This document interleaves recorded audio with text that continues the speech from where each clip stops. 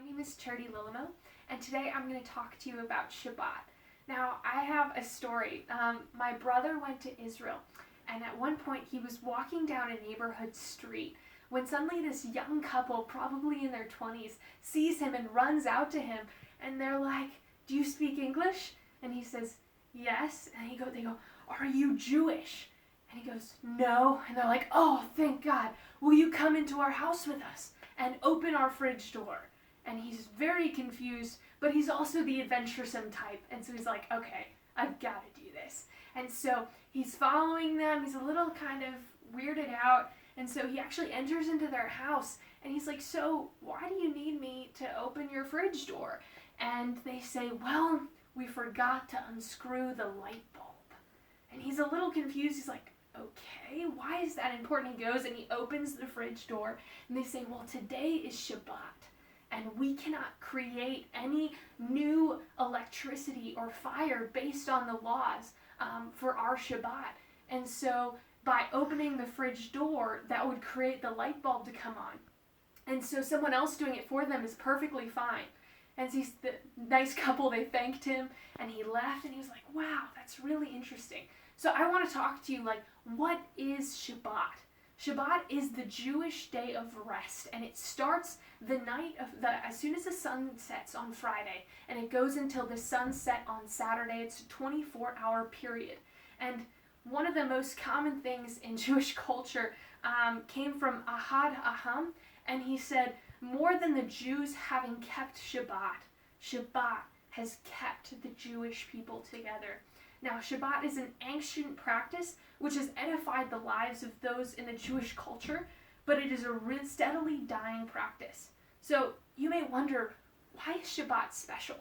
Don't other countries have Sabbaths? Christians, we have a Sabbath on this Sunday. Most nations only have a 5 or 6 work day. Why is it so important that Shabbat is the Israeli Jewish day of rest? Now, if you look into ancient cultures, this idea of having a 5-day workday was not to be found, or a 6-day. Everyone worked 7 days a week. So having a day of rest was unparalleled. The ancient Greeks actually thought the Jews were lazy for having a holiday every week. But where did it come from? It came from God commanding the Israelites to remember the Sabbath day and keep it holy. This is from Exodus 28. And so they kept it holy, and steadily over time, it actually spread throughout almost all nations. So now it's very uncommon to see people working a 7-day week. And if you want to know why, it's because of the Sabbath, which came from the Jews. Now, although the Jewish nation was the only one to keep the practices of Shabbat, Christians also had a Sabbath. So why is Shabbat still so special? It's because they continued to practice the laws of the Old Testament, which kept it very restricted. And now the way that this Shabbat is practiced leads to their healthier mental health, and it actually unified their community, and the Israeli community has a shared identity.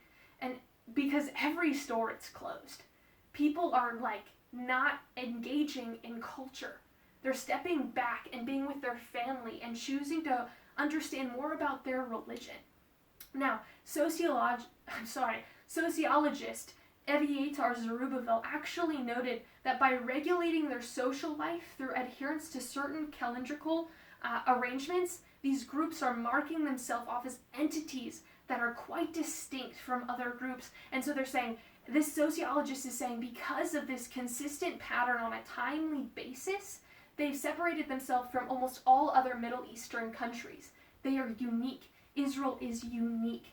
Now, Superville, he did a study, and he was looking at this day of rest, and he came up with 4 different things that might be contributing to why people who practice the Shabbat have better mental health.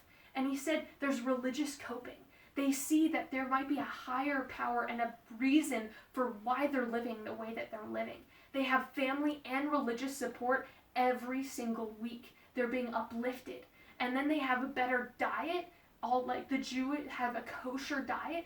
And with Shabbat, they have a steady exercise. It's a day to kind of step out of culture and into enjoyment of the outside world and into the religion experience.